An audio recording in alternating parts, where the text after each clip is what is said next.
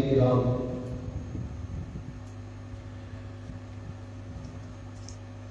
نبی مکرم صلی اللہ علیہ وسلم کے صحابہ جو تھے وہ اتنی عظیم ہستیاں ہیں، اتنے مقام و مرتبے والے لوگ تھے کہ خالق کائنات ان کو اپنا کہتا ہے، اور قرآن میں کہتا ہے، اللہ کہتے ہیں وہ میرے تھے، اولئک حزب اللہ، حالانکہ وہ مکہ میں ہو یا مدینہ میں، اس دھرتی پر تو وہ اللہ کے نبی کے ساتھ ساتھ تھے، لیکن ان کے مقام و مرتبے کی آپ انتہا دیکھیں کہ اللہ ان کو کہتا ہے یہ میرے تھے، حزب اللہ، یہ اللہ کی فوج ہے، یہ اللہ کا گروہ ہے، یہ اللہ کا گروہ ہے، رب العالمین ان کو اپنا کہتا ہے۔ اور امام الانبیاء فخر دو عالم صلی اللہ علیہ وسلم بھی ان کو اپنا کہتے ہیں، اصحابی، اصحابی، کہ یہ میرے دوست ہیں، یہ میرے ساتھی۔ تو یہ جو نسبت ہے یہی ان کے مقام و مرتبے کو ظاہر کرتی ہے کہ رب تو جہاں کہیں یہ میرے، اور فخر تو جہاں صلی اللہ علیہ وسلم کی فرمائیں کہ یہ میرے، تو یہ کتنا بڑا رتبہ ہے۔ صرف اس نسبت سے ہی ان کی شان ظاہر ہے، ان کے مقام کا اندازہ لگایا جا سکتا ہے۔ ان کی وہ ایسے جماعت تھے کہ ان کی وفاداری ہر شک و شبہ سے وعدہ کر ہے، ان کی وفاداری میں کوئی شک نہیں۔ انہوں نے ساری کائنات سے ٹکر لے لی ایک اللہ کے پیغمبر صلی اللہ علیہ وسلم کی خاطر۔ دنیا میں مثال ہی نہیں پیش کر سکتی، قیامت تک مثال بن نہیں سکے گی جس طرح انہوں نے ٹکر لی۔ سفر کے مہینے میں ایک اہم واقعہ پیش آیا، مختصر سا وقت ہے، آج اسی کو ہم پڑھتے ہیں۔ اس کے عنوانات آپ گنتے جائیں، وفاداری اس میں آئے گی، اس میں جانساری آئے گی، اس میں ایمان و عمل کی پختگی کا عنوان آپ کو نظر آئے گا، اس میں شہادت کے رتبے پر فائز ہوتے ہوئے دکھائی دیں گے، اور رسول اللہ صلی اللہ علیہ وسلم کی ذات اطہر سے تعلق اور محبت آپ کو دکھائی دے گی، اور آپ خود غور کریں گے اور فیصلہ کریں گے کہ واقعتاً قیامت تک یہ مثال دوبارہ نہیں بن سکتی۔ اور یہ واقعہ ہے، اس کو حضرت خبیب رضی اللہ عنہ کی شہادت کا عنوان دیا جا سکتا ہے۔ واقعہ یوں ہے، جنگ بدر ہو چکی ہے، 70 سردار مارے گئے ہیں وہاں مکہ کے، 70 بڑے بڑے سردار وہاں مارے گئے ہیں۔ مکہ میں انتقام کی آگ بھڑکی ہوئی ہے۔ ان کی جو شہادت، جن کا شہاد اجڑا ہے، ان بیواؤں نے قسمیں اٹھا رکھی ہیں۔ کوئی کہتی ہے میں نے چارپائی پہ نہیں سونا جب تک میں اپنے خاوند کا انتقام نہ لے لوں، کوئی کہتی ہے میں نے اپنے سر پہ پانی نہیں خامد کا اختتام نہ لے لوں اور بدر سن 2 ہجری میں ہوا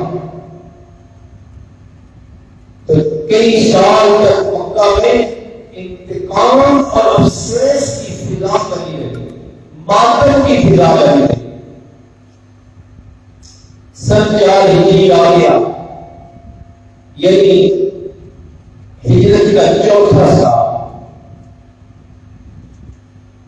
یہ مکہ اور مدینہ کے درمیان ایک علاقہ ہے، وہاں سے رسول کریم صلی اللہ علیہ وسلم کو پیغام ملتا ہے۔ کچھ لوگ آتے ہیں، آتے کہتے ہیں جی ہمارے برادری، ہمارا قبیلہ، ہم لوگ مسلمان ہوتے ہیں، تو آپ ایسا کریں کہ کچھ قاری پڑھے لکھے صحابہ وہ ہمارے ساتھ بھیجے جو ہمیں اللہ کا دین سمجھائیں، قرآن سکھائیں، نماز سکھائیں، باقی عبادات ہمیں سکھائیں۔ رسول کریم صلی اللہ علیہ وسلم کیونکہ عالم الغیب نہیں تھے، عالم الغیب صرف اللہ ہے، آپ ان کے منصوبے سے واقف نہیں تھے، ان کے ناپاک عزائم سے آپ واقف نہیں۔ آپ نے اپنے صحابہ میں سے 10 قاری، جید قاری، بہت ہی عمدہ قسم کے عالم ان کے ساتھ کر دیے۔ واقعہ تفصیلی بھی ہے، لمبا بھی ہے، میں مختصر کروں گا تاکہ وقت سے پہلے ہم نماز پڑھیں۔ یہ 10 صحابہ جا رہے ہیں اور وہ جو لینے کے لیے آئے تھے وہ بھی ساتھ تھے۔ راستے میں ایک مقام ہے، اس کو کہتے ہیں رجی، مقام رجی۔ وہاں وہ لان کو لے کر جا رہے تھے، انہوں نے دھوکہ کر دیا۔ ان 10 چنے ہوئے صحابہ کو اپنے ساتھ دھوکہ کیا اور ان میں سے 7 صحابہ کرام کو شہید کر دیا۔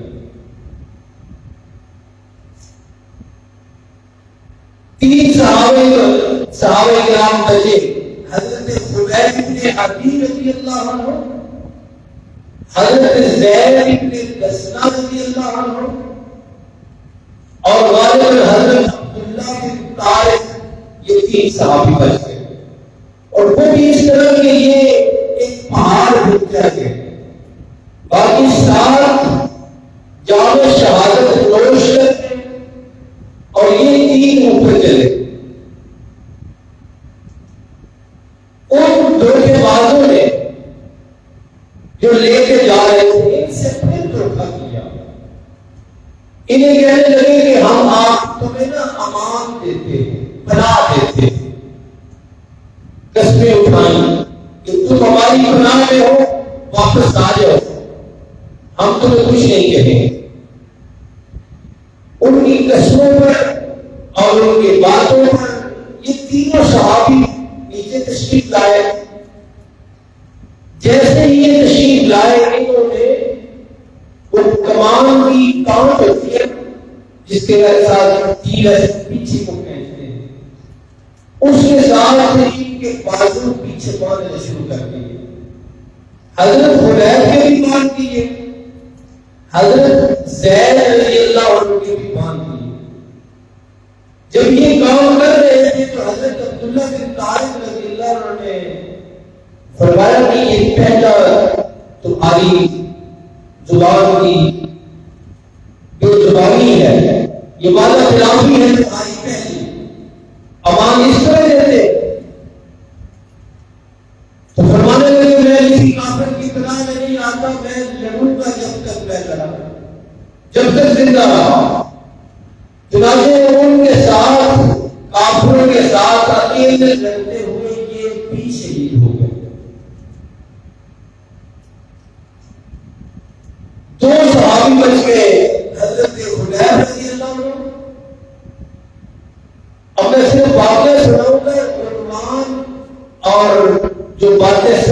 قوانین کو آپ نے خود سمجھنی ہے. ان میں سے ایک یہ بھی ہے کہ ہم کہاں اور دین کہاں. ہمارا دین سے کیا تعلق ہے, ہم نے کیا دیکھا ہے دین کی خاطر, اس پہ بھی غور فرمائیں. ان دونوں صحابیوں کو لے کے ان کی مشکل بازی ہوئی ہے. وہ چلے گئے اپنے علاقے میں, وہاں سے اپنے علاقے میں جا کر انہوں نے مکہ والوں کو بتایا کہ جنہوں نے 2 سال پہلے تمہارے سرداروں کو قتل کیا تھا میدان بدر میں, ان میں سے 2 بندے ہماری قید میں ہیں. حضرت خبیب رضی اللہ عنہ نے حارث ابن عامر کو قتل کیا تھا بدر کے میدان میں, اور حضرت زید بن دسنہ رضی اللہ عنہ نے امیہ کو قتل کیا تھا. اور یہ دونوں مکہ کے بڑے سردار تھے. امیہ کا تو نام آپ سنتے رہتے ہیں, امیہ بن خلف. ان دونوں کے ہاتھوں سے وہ جہنم واصل ہوئے تھے, اور مکہ میں ابھی آپ انتقام کی جوان تھی. 2 سال میں کون بھولتا ہے. چنانچہ حارث بن عامر کے بیٹوں نے اور امیہ کے بیٹوں نے آگے اپنے اپنے باپ کے بقول ان کے جو قاتل تھے ان سے آگے خرید لیے. امیہ کے بیٹوں نے حضرت زید رضی اللہ عنہ کو خرید لیا ان سے, یہ جو دھوکے سے لے کر آئے تھے ان سے. اور حارث بن عامر کے بیٹوں نے حضرت خبیب کو خرید لیا.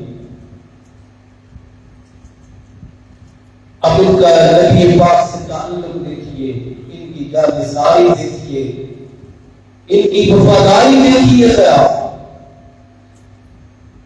دونوں قبیلے اپنے اپنے سردار کے قاتل کو خرید کے لے آئے, اور سب سے پہلی سزا دونوں نے یہ دی کہ ان کو بھوکا اور پیاسا رکھا. آگے لا کے قید کر دیا, پانی نہیں دیا اور کھانا نہیں دیا. اور صحابہ کی جو پختگی ہے نا ایمان کی, اس کی ایک وجہ یہ بھی تھی کہ اس طرح کی کرامات اور اس طرح کے نبی صلی اللہ علیہ وسلم کے معجزے کو اپنی جیتی جاگتی آنکھوں سے دیکھتے تھے. کئی دن گزر گئے, نہ پانی دیا نہ کھانا دیا, انہیں کچھ بھی نہیں ہوا. ان کے چہروں پر نہ پیاس کے اثار تھے نہ بھوک کے اشارات.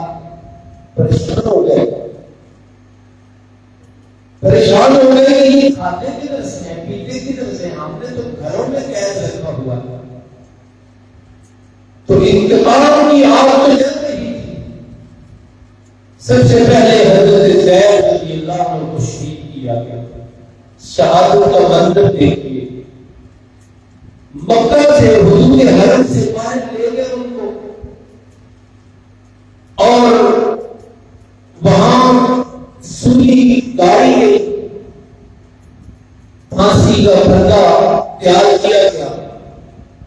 اور جتنا یہ میں جان بوجھ کے تفصیل, کیونکہ میں حضرت خبیب رضی اللہ عنہ کا خاص ذکر کرنا چاہتا ہوں آج, پر ان کو شہید کر دیا گیا.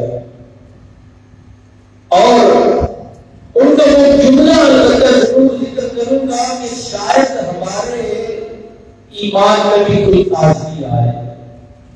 یہ جو ہم نے دین صرف یونین کونسل کے رجسٹر تک ہم مسلمان بنے ہوئے ہیں, جو یا شناختی کارڈ تک ہمیں صرف پتہ ہے کہ ہم مسلمان ہیں, شاید ہمیں بھی کچھ احساس ہو. سولی کے پھنڈے پر ہیں, تیروں اور نیزوں کے نشانے پر ہیں, کئی دلوں کی پیاس ہے, کئی دنوں کی بھوک ہے. اور یہ میں نے شروع میں بتایا یہ سفر کا مہینہ تھا، یہی جو ابھی چل رہا تھا. باقی مہینوں کی اسلام کی ہر شہادت ہی قابل ذکر ہے، ہر شہادت ہی قابل فخر ہے، لیکن کبھی سنا اس مہینے میں اتنی بڑی شہادتیں ہوئی تھی؟ یہ سفر کے مہینے میں اتنی بڑی شہادت، پیاس ہے، بھوک ہے، قید بند ہے، بدن سے دور ہے، راستے میں ساتھیوں کی شہادت ہے، دھوکے کا احساس، یہ بہت بڑی ایک اندر کو توڑ دینے والی چیز ہوتی ہے کہ انہوں نے ہمارے ساتھ کیا کیا ہے، ہمیں کیا کہہ کے لائے تھے اور ہمارے ساتھ کر کیا رہے ہیں. یہ احساس ایک الگ چیز ہوتی ہے. رسول اللہ سے وفاداری میں دیکھیے ذرا، ایسے حالت میں، ایسی حالت میں کسی نے پوچھا، پہلا سوال اس نے یہ کیا، بلکہ دونوں سے مطالبہ کیا کہ دیکھو تمہاری جان خطرے میں ہے، ہم نے چھوڑنا کوئی نہیں، ایک سودا ہے اگر کر سکتے ہو تو. آج کے ایمان کی حالت میں دیکھیے اور جواب سنیے. کہا ایک سودا ہے، جان بچ سکتی ہے، کرنی ہے ڈیل تو کر لو، ہم تیار ہیں. اور بتانے والے نے خود ہی کہا ڈیل یہ ہے کہ اسلام سے منکر ہو جائے تو اس ساری مصیبت سے جان بھی چھوٹے گی اور جان بخشی بھی ہو جائے. فرمانے لگے جب اسلام نہیں رہا تو جان کا کرنا کیا ہے؟ یہ جواب تھا کہ اسلام نہ رہے، میری جان رہے تو اس جان کا کرنا کیا؟ یہ جواب تھا اس وقت جب قوم سامنے نظر آ رہی.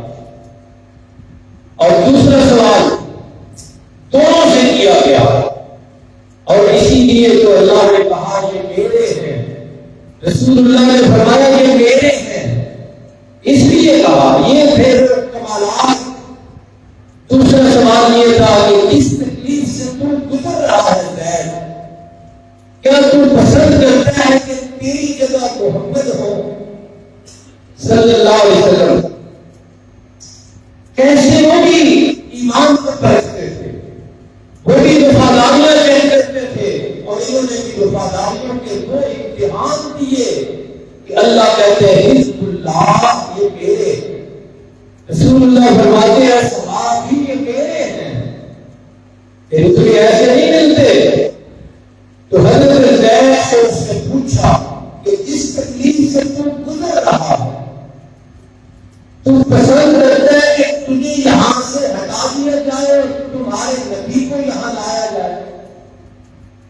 فرمایا کہ میں تو یہ بھی پسند نہیں کرتا کہ میں عیش و عشرت کے ساتھ اپنے گھر میں بیٹھا ہوں اور میرے نبی کے پاؤں میں کانٹا چلے.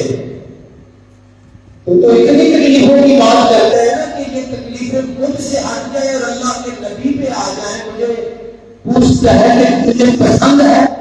فرمایا مجھے تو یہ بھی پسند نہیں کہ میرے آقا کے پاؤں میں کانٹا بھی چلے. یہ کہاں کھڑے ہونے کا؟ سولی کے اوپر کھڑے ہو گئے، شہید ہو گئے. مین ہماری شخصیت ہے حضرت خلیل.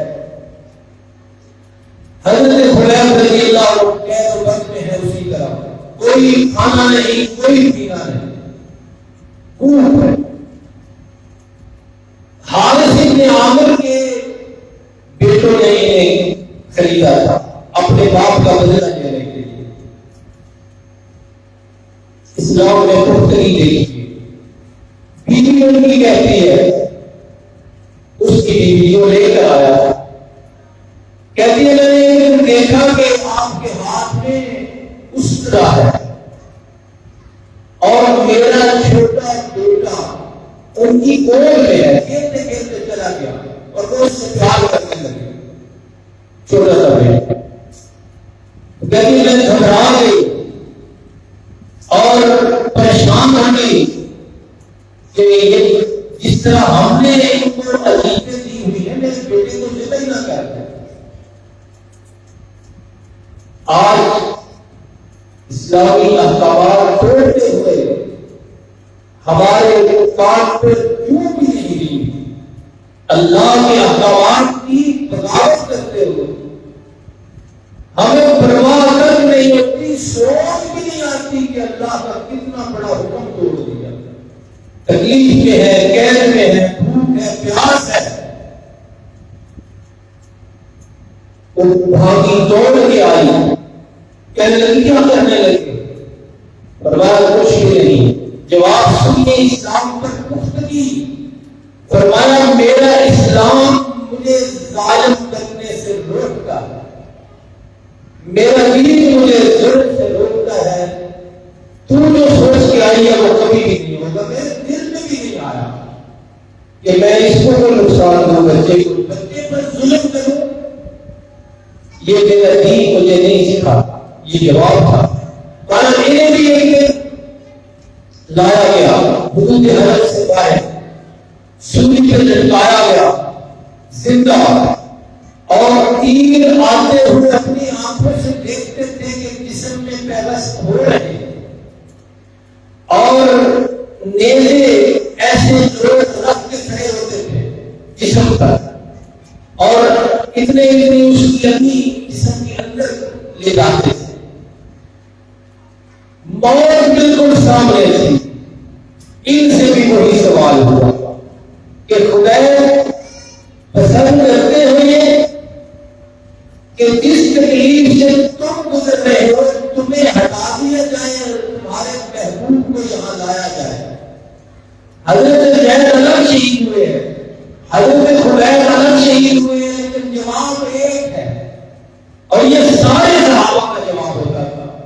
فرمایا مجھے یہ بھی پسند نہیں کہ میں عیش و عشرت کے ساتھ، چین اور سکون اور پریم کے ساتھ اپنے گھر میں بیٹھا ہوں اور میرے آقا کے پاؤں کے تلوے میں کانٹا چبھے، یہ بھی پسند نہیں۔ تم تو کہتے ہو نہیں ساری تکلیفوں سے جو گزرے، مجھے تو یہ بھی پسند نہیں۔ آپ کو شہید کر دیا گیا، اور انہوں نے سب نے، شہید ہونے والوں نے اللہ سے دعا کی کہ میرے مولا تیرے دین کی خاطر ہم یہ ساری مشکلیں برداشت کر رہے ہیں۔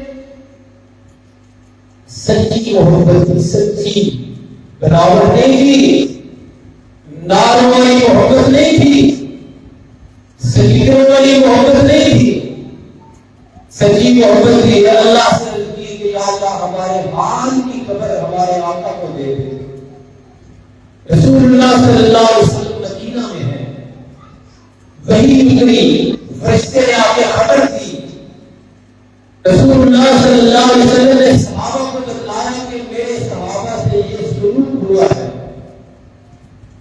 یہ ان کا حشر کیا گیا ہے، اور فرمایا کہ میرے صحابی حضرت خبیب رضی اللہ عنہ کی لاش اب بھی پھانسی کے پنجے سے لٹکی ہوئی ہے، اور 40 سال 40 دن تک لٹکی رہی، 40 دن تک۔ میرے آقا نے بہت ہی اس وقت میرے آقا ہوئے، صحابہ بڑے پریشان ہوئے، روئے، تو میرے آقا صلی اللہ علیہ وسلم نے ایک دن فرمایا کہ جو حضرت خبیب رضی اللہ عنہ کی لاش پھانسی کے پردے سے اتار کے لائے گا میں اسے جنت کی ضمانت دیتا ہوں۔ چنانچہ یہ ارشاد سن کر حضرت زبیر بن عوام اور حضرت مقداد بن اسود رضی اللہ عنہ، یہ دو صحابی مدینہ سے چل پڑے، رات کو سفر کرتے تھے، دن کو چھپ جاتے تھے، رات کو سفر، دن کو چھپ جانا، پہنچتے پہنچتے ایک دن مکہ میں پہنچے، 40 دن گزر گئے ہیں، حضرت خبیب کی لاش ابھی بھی پردے سے رکھی ہوئی، اور وہاں 40 لوگ پہلا دے رہے ہیں، مکہ کے 40 لوگ اس کا پہلا دے رہے ہیں کہ کوئی اتارے گا، ہمارا اسلام کی طرح ہم کہاں۔ تو حضرت زبیر بن عوام رضی اللہ عنہ، حضرت بن اسود رضی اللہ عنہ، دونوں صحابیوں نے رات کا انتظار کیا.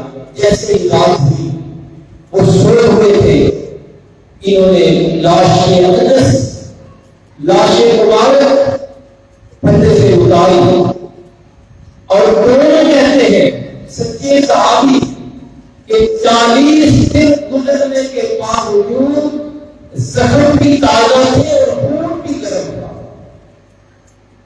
خون بھی گرم تھا. بادلیوں نے اٹھائی، گھوڑے پہ رکھی. حضرت حذیفہ کا جسم اقدس گھوڑے پہ رکھا.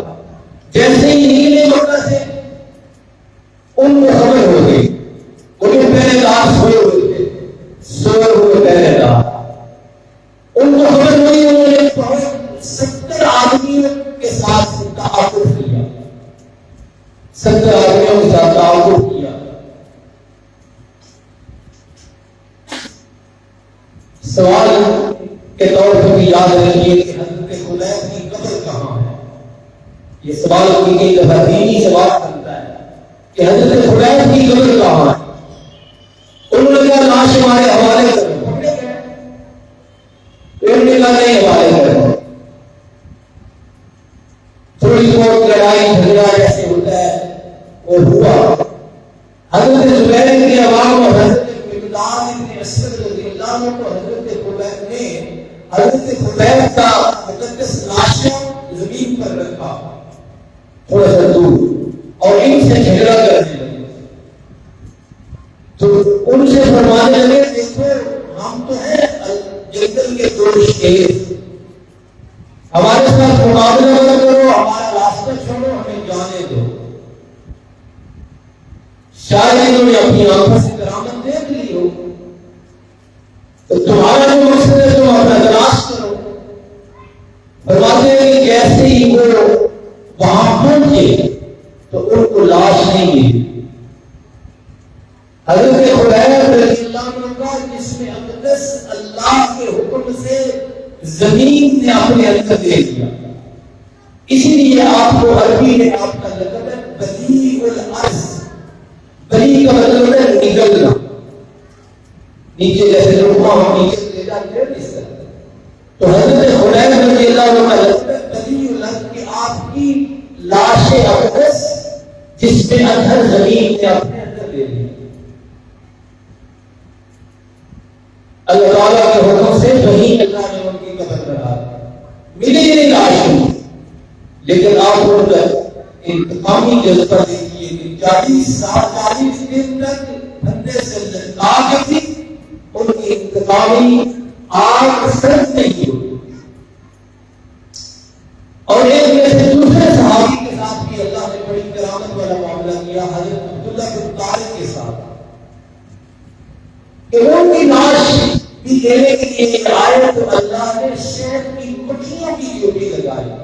ہزاروں کے حساب سے شہد کی مکھیاں ارد گرد کھڑی ہو گئی، آگے اڑنے لگی، جس کی وجہ سے ان کے ناپاک ہاتھ ایک تک نہیں پہنچے.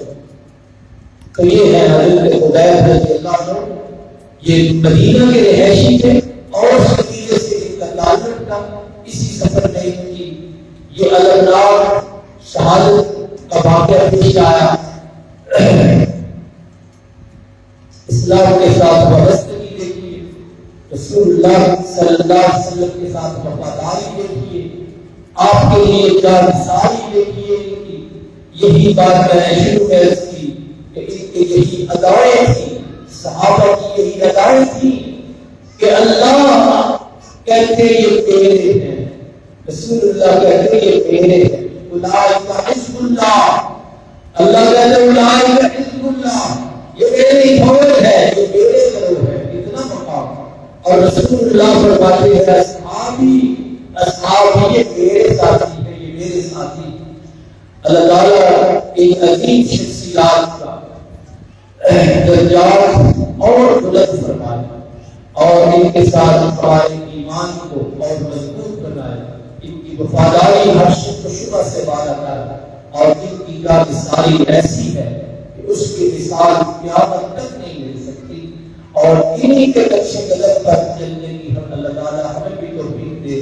جس طرح یہ اپنے نبی کے ساتھ سچے تھے اللہ تعالیٰ ہمیں بھی اپنے نبی کا وفادار بنائے، اس طرح یہ دین کے اوپر عمل کرنے والے ہیں۔ انہوں نے ان سے خواہش پوچھی گئی حضرت خبیب سے کہ کوئی خواہش، فرمایا اور کوئی خواہش نہیں، تو رگڑنے پڑھنے دو،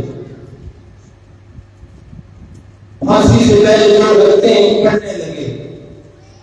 اور انہی کا یہ طریقہ آج بھی موجود ہے کہ دینی کہتی کو آج بھی جب کہیں موت کا پتہ چوننا پڑتا ہے تو وہ حضرت خبیب کی یاد تازہ کرتے ہوئے نماز پڑھتا ہے، 2 رکعت نماز۔ اور میرے دوستو، نماز سے ان کی محبت اس طرح تھوڑی دیر کیا کہ موت سامنے ہے، دنیا کی کوئی خواہش نہیں، خواہش ہے تو کیا کہ اللہ کے سامنے سجدہ کرنے لگے، اور سجدہ کرنے لگے، رکوع کرنے لگے، قیام کرنے لگے، تو پھر چاہا کہ بہت لمبے سجدے کروں، بہت لمبا رکوع کروں، بہت لمبا قیام کروں، لیکن عشق و مستی سے ڈھونڈ کے خود ہی فرمانے لگے کہ میں نے لمبا قیام کیا، لمبا سجدہ کیا، لمبا رکوع کیا، تو کافر یہ نہ کہیں موت سے ڈر کے زندگی کی سانسیں طویل کرنے لگا ہے۔ فرمایا یہ خیال آتے ہی میں نے بڑی مختصر نماز پڑھی تاکہ کسی کافر کے ذہن میں ہماری دین کے ساتھ وابستگی اور موت کے ساتھ محبت اس میں شک نہ آئے۔ انہی کے وہ اشعار ہیں جو دینی حلقوں میں معروف ہیں کہ فرمایا لست طالبین اقتل مسلما، کہ مجھے جب مسلمانی کی حالت میں موت آ رہی ہے تو مجھے پرواہ نہیں کہ کہاں اور کیسے آ رہی ہے، پھر میں نے یہ نہیں سوچنا کہ کیسے آ رہی ہے، بس شہادت کی موت ہے جیسے بھی آئے۔ بڑے لمبے اشعار ہیں اور بڑے جوش و جذبے والے وہ اشعار ہیں۔ اللہ تعالیٰ ہمیں نقش قدم پر چلنے کی توفیق عطا فرمائے۔